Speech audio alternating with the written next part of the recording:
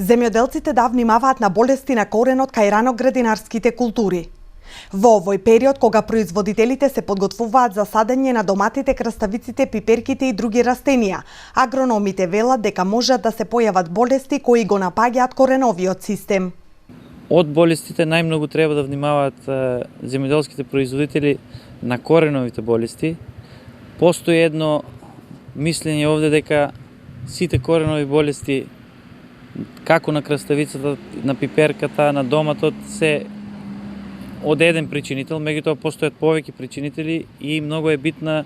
точната дијагноза на болеста за да се знае дали и со кое средство треба да се реагира за да имаме успешен старт на овие млади растенија, за понатака да ни дадат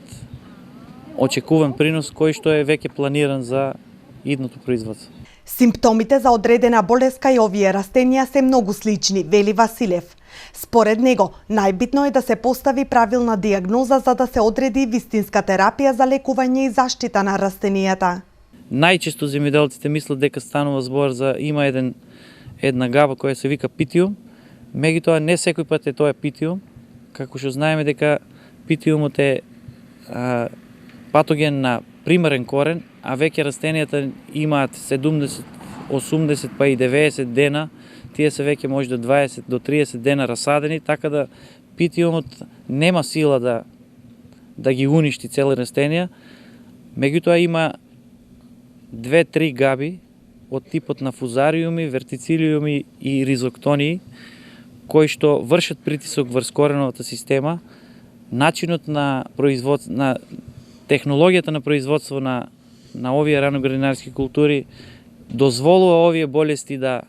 лесно навлегуваат во кореновиот систем заради тоа што производителите најчесто ги нагрлуваат корените, провоцираат нови жили и тие нови жили се отворена врата за овие болести кои што во